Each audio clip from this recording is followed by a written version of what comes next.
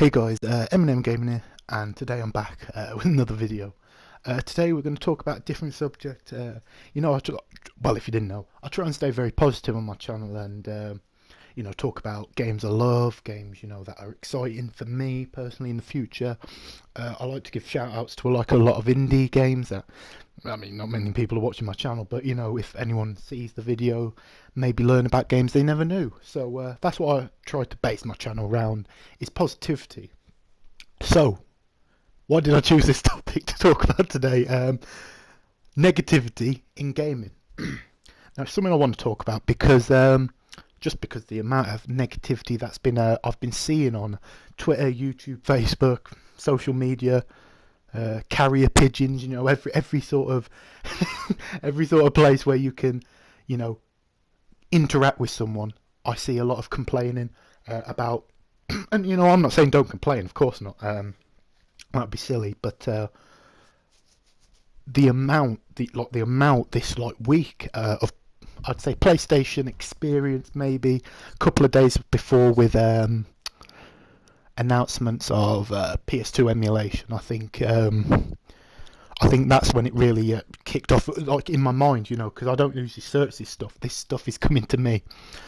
So before I mention this is where I got the inspiration from. Was actually a tweet from, I think he's a really cool guy. He probably doesn't know where I am. I did message him actually, just to say, it's all right if I mention you, and he was cool with it. He's a cool guy. I don't even know if he's going to watch the video, but Jay Barry, top guy. He does a fantastic PlayStation podcast that I'm literally always watching, so make sure you check him out. If you do subscribe though, make sure you say I've sent you. You know what I mean? Make sure you tell him I've sent you, and follow him on Twitter. Really cool guy. At J Barry, at J_Barry YT. So yeah, enough plugging him. He put a tweet out saying people complaining about $10 to $15 games that they don't plan on buying. And I also want to discuss something about, he went to PlayStation Experience, and he's the only guy I personally know or know of who actually went to PlayStation Experience. So if you are watching this for some reason, hope you had a great time, and I hope all the guys from the podcast had a great time as well. It looked real fun, but we'll get onto that in a minute. So I can bet my last dollar. I don't have any dollars, but I bet the last one that tweet was about PS2 emulation. Probably. Now, I want to talk about PlayStation 2 emulation and the frustration of me personally. Now, it's one of them things, guys, and I can envision it happening with PlayStation when they finally let you change your name, and also Crash Bandicoot and SOCOM, and I'll get into those in a real quickly soon. So first off, PS2 emulation, a feature that I think, if not all of us, it's one of the most requested features on the PlayStation blogs. Christ, not on there, the PlayStation blog. So I think, in terms of us, the PlayStation gamers, the ones who are passionate, who are going on these sites, this is what the fans want. So Sony, the guys they said, look, we can't let you put your PS2 discs in. These are 14-year-old discs. I'm sorry to break it to you, but you can't put the discs in. But get the game, trophy support, higher resolution, runs better, frame rates better, and remote play and share play. They've done a good job. It's not a remake, but they haven't said it's a remake. It's not a remaster because, well, actually, technically it is, because they've done the resolution. So technically, actually, guys, these games are remasters. Because if you think about it, all you do with a remaster is maybe add a few levels, which they haven't done, and up the resolution and frame rate, and that's what they're doing. So technically, they could sell these under PS2 remasters. But now, can you guys understand, if you bought San Andreas, why they did not put God of War 1 and 2 in a collection with God of War 3 remaster? Because the textures would not be up to our quality nowadays. Back then they were like fucking amazing, but now, not so much. Some things age well, some things don't. That's the situation. But yeah, to get into that, I'm really disappointed, man, in the, because I love the PlayStation community. As you may or may not know, this is a PlayStation channel. If you didn't know, through all the PlayStation content and me talking about PlayStation exclusive games, now I've said it. But yeah, yeah, it's a bit crazy, guys, because I'm sat here like, this is what you guys wanted, but now we're complaining about when you get it. I'm sat here thinking, if I was Shuei Yoshida, which I'm certainly not, in disguise, M&M Gaming is actually Shuei Yoshida. If I was him, or even Phil Spencer, I'm like, what could I do to please these people? I give you PS Now at a really cheap price. If you haven't checked it out, guys, it's $100. I hope that price point comes to the UK when my internet gets better. You can put it off till my internet gets better, guys. But yeah, fantastic price, 105 games, if not more, at this point. And and then they offer you PS2 backwards emulations, remaster sort of thing. So they're giving you what you want, but it may not be the perfect way of doing it, but it's their solution to a problem that they may not be able to solve otherwise. So I respect PlayStation for that. I believe thoroughly, now you may disagree with me, and that's fine. I love you guys to disagree with me and let me know different sort of aspects and opinions, but I believe thoroughly that the Xbox One from launch had backwards compatibility with it. I think that's almost a fact because the way they've done it so quickly. Like I unless they're absolute geniuses at Microsoft and they're multi-billionaires, so it wouldn't surprise me. But I'm getting the feeling that they launched with thinking they were going to have DRM and all this sort of nonsense, and maybe like, let's put backwards compatibility in there just in case, because if you remember, the PS3 had backwards compatibility and it cost a lot more. So, and no one bought it at the start. Everyone loved it at the end. And that's coming from a PlayStation guy, so you can know that that isn't a biased opinion. No, I'm joking. But yeah, guys, I am really kind of not disappointed about people I don't know, but disappointed at the people who, yeah, kind of like really wanted this thing. They wanted the backwards compatibility. They wanted the PlayStation 2 emulation. But then complain when they get it. Like, it's crazy, man, in my opinion. All this complaining about things when things are being done right. And they're only being done for you. Because they have to pay Rockstar to use San Andreas. It's a fact. They have to pay them to use it. That's why you have to pay for it. And I think, you can't blame Sony for wanting some money for hard work that they're putting in on these games, man. But that's just my opinion. You may disagree, guys. Another thing I wanted to talk about was PlayStation Experience. Again, like I said, Jay went there and he had a blast from what I saw. To us, I again, a lot of negativity. I mean, I've been looking on YouTube. It's the end of PlayStation. The end is near, and all these outlandish statements. And I'm like, they've just bought Gaikai for 380 million. You know what I mean?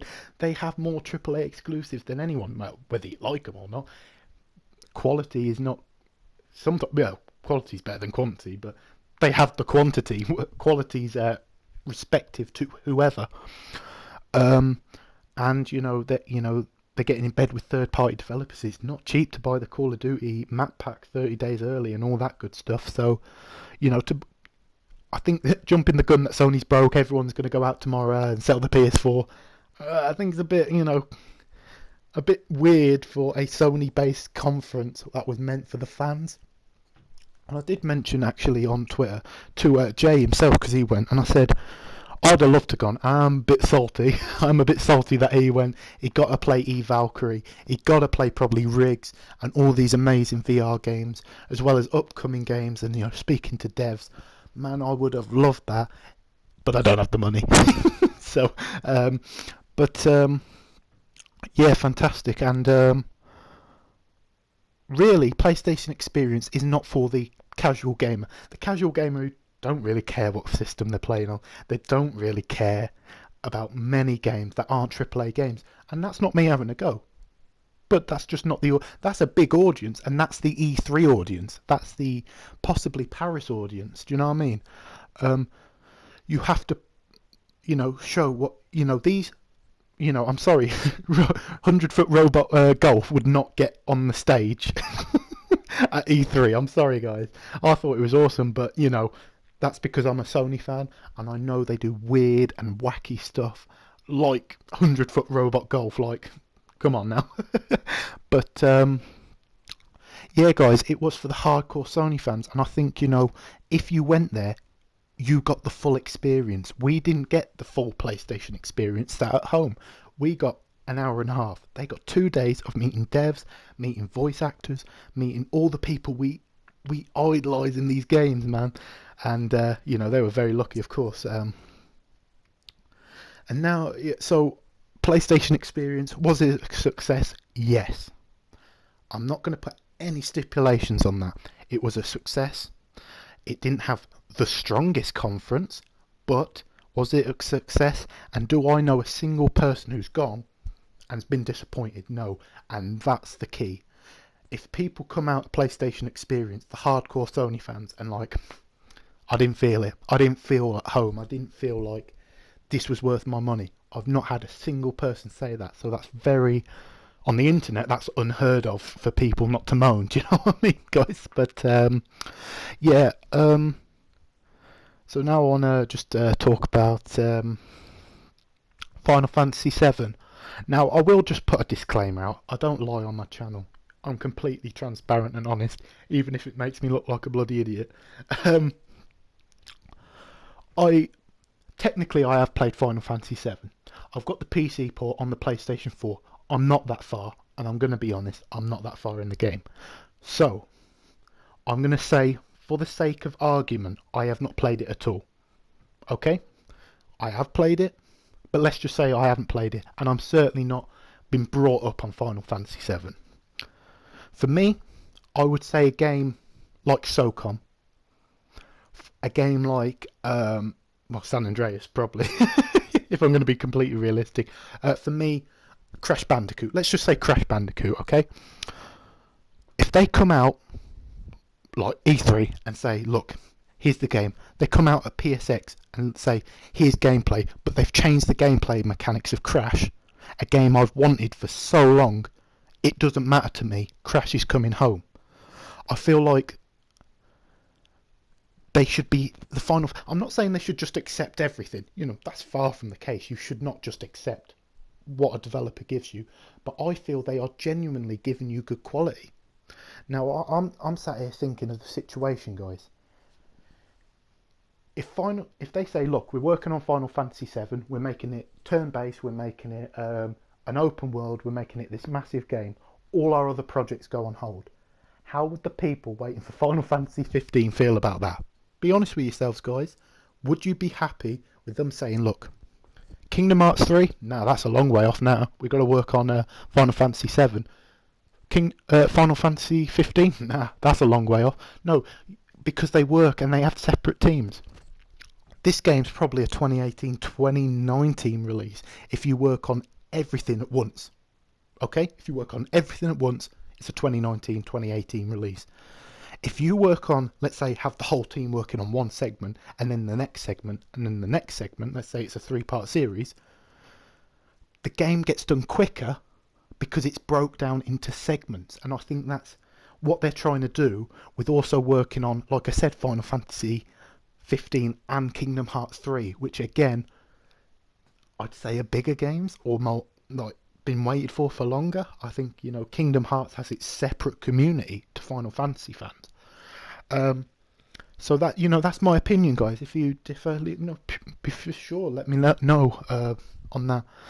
But, I've got to be honest with you guys, like, 1 second, the bloody SHAREfactory, I've got to put another video. So I'm back, guys. Sorry, I just had to add another clip for SHAREfactory. So like I was going to say, guys, to me, gaming, a lot of people, games are just like, kill a bit of time. For me, definitely, my childhood was definitely gaming, Ratchet and Clank, Crash Bandicoot. Like I said, Crash comes back, E3 2016, my prediction. I'm flipping shit. Do you know what I mean? I'm throwing chairs out windows. I'm going crazy like a rock star. Bring back Crash. But that was my childhood. You know what I mean, guys? And when I had struggles and I was struggling in life, and things were getting me down, I could always turn to gaming. That's why I'm so passionate about this, and I would love, it's in a perfect world, of course, but I would love the gaming community to be more positive, man, because I'm sat here like Horizon Zero Dawn, beautiful game, massive open world. We've got Uncharted 4, the end of a legacy of Uncharted and Nathan Drake. You got, even like, I want to be as fair as possible, it's a PlayStation channel, but like on the Xbox side, you got Quantum Break, Cuphead, you got Scalebound, Halo Wars 2. Fantastic games, man. Not my cup of teas, apart from Scalebound, but that's irrelevant. It's something to look forward to. And then even on the Wii, expected to have a Zelda game, I believe, and as well as a new console. So gaming, I think it's strongest it's maybe ever been, or up there, with the PS2, PlayStation 4 selling PS2 numbers. The Xbox One's outselling the Xbox 360. The Wii is going to have reportedly the most powerful console. So gamers have got reasons to be excited. But in life in general, not just in gaming, man, but like in general, we like to focus on the negatives. And I'm not saying I'm not guilty of that. Yeah, I'm a miserable little shit. But I think, in gaming, I think as a Sony fan as well, a PlayStation fan, I believe the Xbox 360, even though I'm a PlayStation fan, I reiterate this, guys, the 360 was better last gen. Okay, the multi-pats run better, even though Red Ring of Death, but a lot of things were going for the Xbox 360, in my opinion. I think it's completely flipped now. Again, like, take my opinion with a grain of salt. I wouldn't listen to me. I'm not listening to me. So but yeah, guys, Sony were like looking at maybe even being like bankrupt and all this craziness, guys. So the fact is, gaming's stronger than it's ever been, and we just need to celebrate the great things that are coming. I'm not saying don't retweet, don't post gameplay of games you love. Of course, I'm doing that all the time. But let's be positive. If you don't like something, unless it's horrific, like the pre-order bonuses or DLC and all this, like let them know then. But let's be more positive, guys. In my opinion, I know probably no one's going to watch this, but let's be more positive as a community together. Show when companies listen to us that we appreciate what they've done, and we're not taking for what they've done for granted. Because ultimately, they could, look at Sony. They could just like say, look, the console's selling millions. We've got the Destiny bundle in our bag. That's selling consoles. We're making money from that. Let's not put out exclusives. They have no reason to put out these indie games. But as a PlayStation gamer, that's what brought me to the system. That's what makes me love the PlayStation, is things like Katamari, a crazy out there game that you would not find on any other console. You know what I mean? Crazy, wacky games. Media Molecule. I don't believe any other console or company, they would be a first-party loved studio. I don't believe that. But they're given their time to shine. And I think we should show our appreciation for them, as well as, thanking them when they do stuff like PS2 emulation. It may not be perfect, but like I say, it's better than nothing. Now, I'm not saying if they completely rip you off, yeah, $60 for Parappa the Rapper 2. Yeah, let's argue about that. But a reasonable price, even a little on the high side, for a game. And again, guys, they're still trying to work these things out. They're trying to work out what price is reasonable. What price do we still making money on? What is it worth for us, as well as supporting our fan base. So let's let them know, but let's let them know in a positive way. But again, you don't have to listen to me. I'm rambling now, guys. But like I said, make sure to check out Jay. He's a good guy. Basically, the video, I was just going through Twitter, as I do, and I thought, yeah, he's right, actually. There's people moaning about stuff they ain't even going to buy. So, and also, like I said, PSX I thought was great, and that's only me getting like 1/2, maybe 1/3 of the whole experience. So let me know, guys, what you think. Am I just talking absolute nonsense? Do we need to complain more? Should we be more negative? Hopefully not. But let me know, guys, what you think, and I'll see you in another video very soon. Have a good day.